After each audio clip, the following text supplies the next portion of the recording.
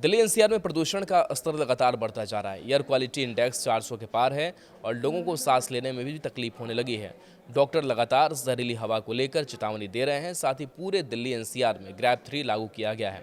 अब पोल्यूशन के लेवल को देखते हुए ग्रैप 4 लगाने की बात कही जा रही है। जैसे जैसे प्रदूषण बढ़ता जाता है वैसे ही ग्रैप प्रतिबंध भी लगाए जाते हैं। अब लोगों के मन में सवाल है कि अगर दिल्ली एनसीआर में ग्रैप 3 के बाद ग्रैप 4 लागू होता है तो क्या होगा। तो देखिए, ग्रैप 4 कब लागू होता है और क्या क्या चीज़ें बदल जाती हैं। तो ग्रैप का मतलब ग्रेडेड रिस्पॉन्स एक्शन प्लान होता है। इससे पोल्यूशन को कंट्रोल करने के उपायों के तौर पर लागू किया जाता है।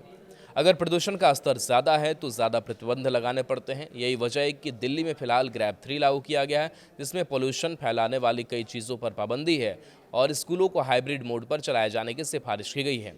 ग्रैप 3 के प्रतिबंध तब लगाए जाते हैं जब AQI लेवल 401 से लेकर 450 तक पहुंच जाए। इससे गंभीर श्रेणी में गिना जाता है। दिल्ली एनसीआर में फिलहाल प्रदूषण का स्तर इसके पार हो चुका है। इसमें कई तरह की चीज़ों की पाबंदी होती है।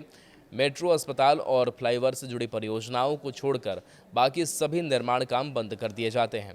धूल और प्रदूषक कणों की बड़ी मात्रा कंस्ट्रक्शन जैसे कामों में से फैलती है, इसलिए प्रतिबंध लगाए जाते हैं। BS3 पेट्रोल और BS4 डीजल के 4 पहिया वाहन प्रतिबंधित कर दिए जाते हैं। कंक्रीट मिश्रण प्लांट और स्टोन क्रशर भी बंद रखे जाते हैं। साथ ही डिमोलिशन पर भी रोक है। स्कूलों को हाइब्रिड मोड पर चलाने की इजाज़त होती है। हालांकि अंतिम फैसला सरकारों का होता है। ग्रैप 3 के बाद ग्रैप 4 के प्रतिबंध तब लागू किए जाते हैं जब प्रदूषण का स्तर 450 के पार पहुंच जाता है। NGT के नियमों के अनुसार इसका पालन करना ज़रूरी होता है। यही वजह है कि दिल्ली में ग्रैप 4 लागू करने की बात कही जा रही है। ग्रैप 4 के लागू होते ही ग्रैप 3 वाले प्रतिबंधों को और ज़्यादा सख्त किया जाता है। इसमें सभी डीजल ट्रकों और कमर्शियल वाहनों की एंट्री बंद कर दी जाती है।